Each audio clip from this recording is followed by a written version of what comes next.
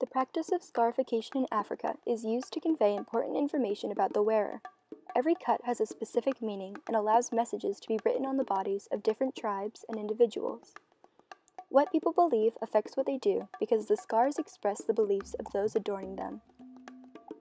Although scarification in Africa may appear morbid, taboo, and obsolete in today's society, the practice of etching skin to produce keloids has an important purpose in the history of African tribes and culture, as evidenced by the connection of scarification and slavery, the purpose of cicatrization in tribes, and the risks associated with scarification. Scarification is a practice that can be found throughout African history.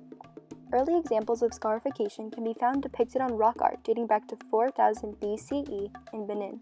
Other examples of scarification can be found on idols in West Africa from as early as 7000 BCE.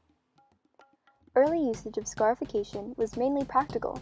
During the 18th century, warriors would use keloids to differentiate themselves between the warriors of other tribes so that they wouldn't kill warriors of their own tribe and be able to be identified. During a time when slave trading was popular, people would use scarification to prevent being enslaved, since scars would make them seem unhealthy.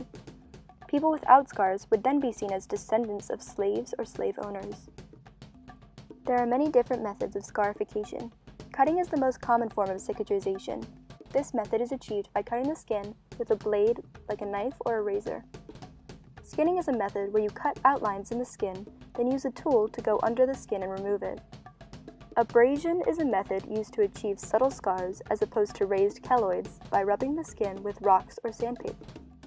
Chemical scarification is the least common form of scarification and is achieved by using chemicals such as liquid nitrogen to chemically burn the skin and leave a scar.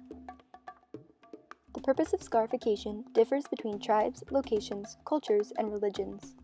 Different regions in Africa have scars specific to their location.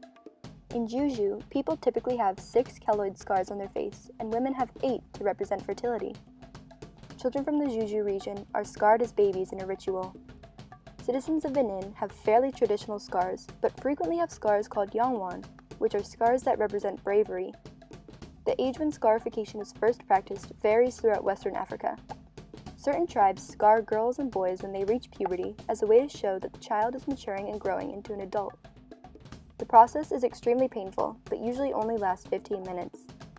Scars on girls are a symbol of fertility and their ability to have children.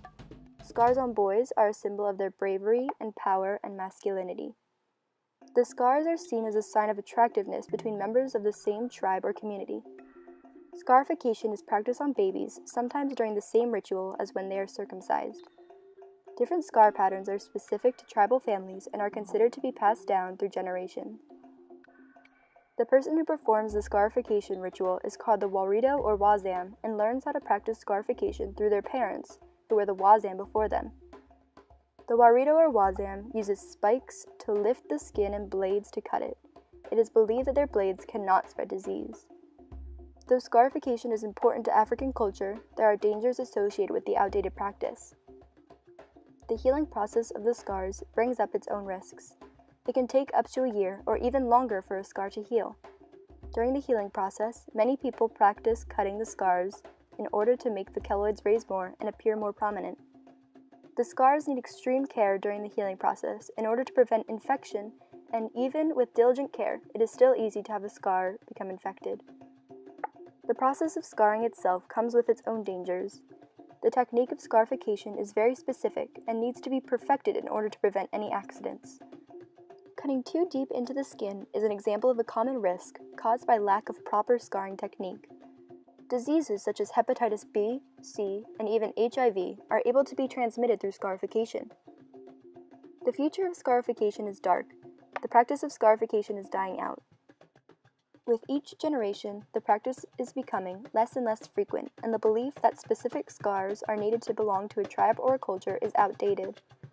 Ultimately, people who practice scarification often do so because it is a large part of their culture and tribe, and because each scar has a message that speaks to who they are.